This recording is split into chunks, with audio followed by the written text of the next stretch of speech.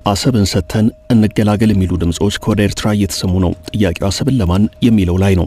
ይህንኛው ደግሞ አዲስ ሐሳብ ነው። ውስጡ ነገር ያለበትም ይመስላል።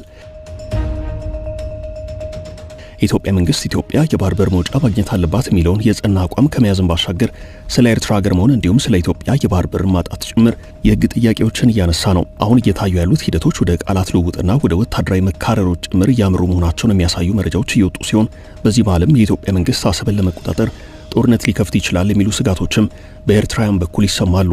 የኢትዮጵያ መንግስት አሰብ ላይ ጠንከር ያለ አቋም መያዙን ተከትሎ ይህንኛው ጉዳይ በኤርትራውያን በኩል ዋነኛ የንግግር አጀንዳ ሆኗል። በዚህም የኤርትራውያን የተለያዩ ማህበራዊ ትስስር ገጾች የሐሳብ መንሸራሸር ውስጥ አንደኛው ነጥብ ሆኖ የሚጠቀሰውም ለምን አሰብን ሰተን አንገላገልም የሚለው ነው። ጥያቄው አሰብን ለማን የሚለው ነው። በኤርትራውያን በኩል አሰብን ለኢትዮጵያ እንስጥ የሚል ሐሳብ አለ የተባለው ለውጭ ወታደራዊ ጦር ሰፈር ፈላጊዎች ወይንም በአሰብ ወደብ አካባቢ ቢዝነስ ወይንም ሌላ የንግድ ሥራ መስራት ለሚፈልጉ የውጭ ኃይላት በመስጠት እንገላገል የሚል ሆኖ ይታያል። ይህ ማለት ከዚህ በኋላ ኢትዮጵያ መንግስት ጠቡ የሚሆነው ከኤርትራ ጋር ሳይሆን ወደቡን እንዲሁም አካባቢውን ከያዘው ሶስተኛ ወገን ጋር ይሆናል ማለት ነው።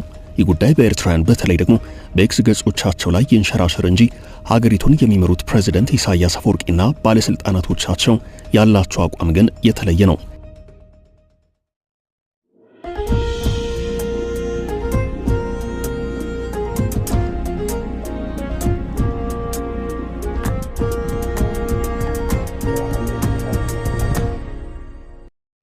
ኢሳያስ የባህር ዳርቻ ለውጭ ኃይል መስጠት ነገሮችን ያወሳስባል፣ አደጋን ይጋብዛል የሚል አመለካከት እንዳላቸው ይነገራል። በቅርቡ ከአንድ የግብጽ ቴሌቪዥን ጋር በካይሮ በነበራቸው ቆይታ ይህንኑ የቀደመ አቋማቸውን አንጸባርቀዋል። ኢሳያስ ከኤርትራ የባህር ዳርቻ ቆርሰው ለሌላ ሀገር በሊዝ ወይንም በሌላ ወታደራዊ ስምምነት መስጠት ይቅርና እንደውም በእንደዚህ አይነት እንቅስቃሴ ውስጥ ያሉትን እንደ ጅቡቲ ያሉትን ሀገራት ስም ሳይጠቅሱ ሲወቅሱ ታይተዋል። ኢሳያስ ከሀገራቸው ብሔራዊ ቴሌቪዥን ጣቢያ ጋር በነበራቸው ቆይታ ደግሞ የቀይ ባህር የባበል መንደብ እንዲሁም የኤደን ባህረ ሰላጤ ጂኦፖለቲካዊ ጠቀሜታ እርስ በርስ የተሳሰረ መሆኑን ጠቁመው የውጭ ኃይላት በቀጠናው ወታደራዊ የበላይነትን ለማግኘት የሚያደርጉት ጥረት ግን ከጊዜ ወደ ጊዜ አሳሳቢ እየሆነ እንደመጣ ተናግረዋል።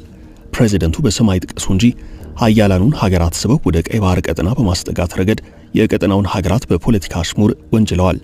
ሀያላኑን በአንድ የባህር ዳርቻ በማሰባሰብ ረገድ ግንባር ቀደመው ሀገር ጅቡቲ ናት።